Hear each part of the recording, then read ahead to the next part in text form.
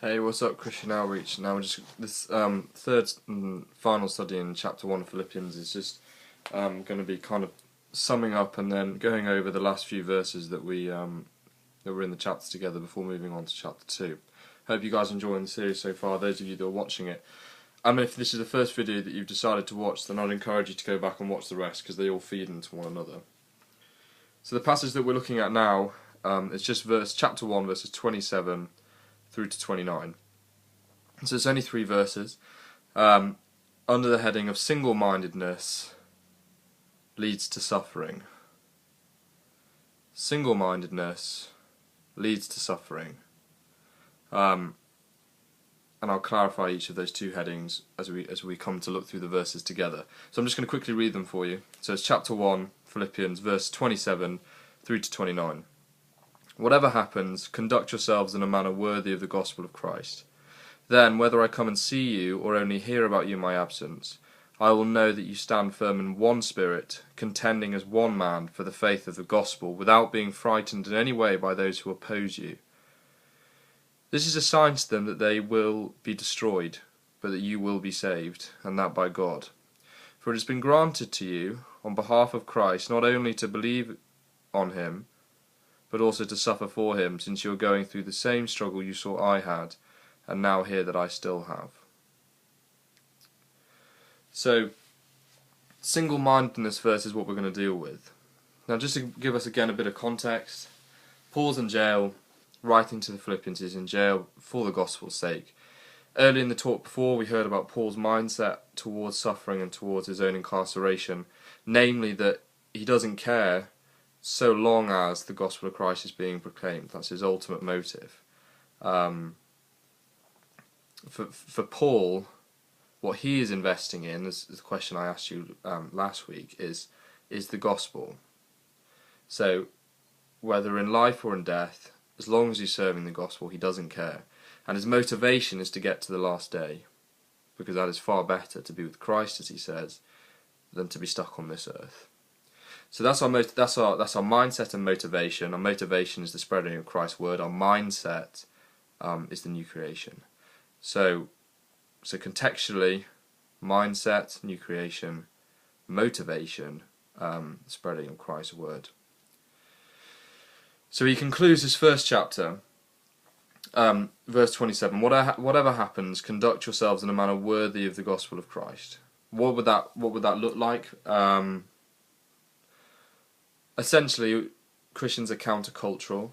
So I'm just going to put that really plainly for you guys that think you can be cool and a Christian. You can't. The Bible over and over again says that we are travellers, we are sojourners, we are aliens, we are distinct and separate, and we are countercultural. We go against the flow. If you are a Christian, and you're living pretty much the same way in which non-Christians do, then you need to take a hard look at yourself and at the scriptures, because, as we're going to see from this passage, we are called to live in a different manner. So whatever happens, conduct yourselves in a manner worthy of the gospel of Christ. Then, whether I come and see you, or only hear about you in my absence, I will know that you stand firm in one spirit, contending as one man for the faith of the gospel. So again, we see that participation that we saw in the first talk. Again, Paul's emphasis is, do not be divided, stand firm to one man, again for the sake of the gospel of Christ. So for some of you guys who are concerned with unity, about whether or not we should realign ourselves with the Catholic Church, or whether we should be more charismatic, or whether our own reason or the institution or church history or our own personal experience of God, whatever setting that might be, should ever trump this. This is Paul saying, no, there is unity, yes, and there should be one man, one-mindedness, single-mindedness, but for the gospel of Christ, in a manner worthy of the gospel of Christ, worthy of the message, of our motivation to get to the end. And so that other people can get to the end, with our mindset of the new creation. So we are to conduct ourselves in a manner worthy of the gospel of Christ. And as I was just alluding to before, none of us are perfect, it's true. Paul even says he's the most wretched of sinners. I also am a horrible sinner. But there should still be a recognisable difference between believers and non-believers. And I'm just encouraging you that if perhaps your friends don't know that you're a Christian, a lot of them, why not? shouldn't your manner rather than your words show them anyway? Just a question perhaps to think about afterwards. So first of all, we see that single-mindedness on the road towards suffering, towards being different. Verse 28, without being frightened in any way by those who oppose you. Now Paul isn't saying that just in case of those people who oppose you. He's saying the people who oppose you. You are going to be opposed as a Christian. If you're not being opposed at all, then perhaps you're not being as outspoken about your faith as you should be. As a Christian, as a believer, we are going to be opposed. Now, luckily we live in a country where we're not going to be opposed too violently. It'll just probably be snide comments or looking down at you. Some older people at my church, etc., have had to lose jobs or whatever because of comments that, not lose jobs but turn down perhaps more high-brow jobs just for putting God first or not going out on such and such an event because they want to demonstrate that they are different or whatever. But ultimately that's all low-key stuff, but still difficult for lots of us to deal with. But as a Christian, you're going to be opposed if you're standing firm in a manner and living in a manner worthy of the gospel of Christ. You'll know what your own personal sins and struggles are. And my challenge to you is, do your friends know you're a Christian? Do they know your single-mindedness? Anyway, so Paul's saying firstly, live in a manner worthy of the gospel of Christ.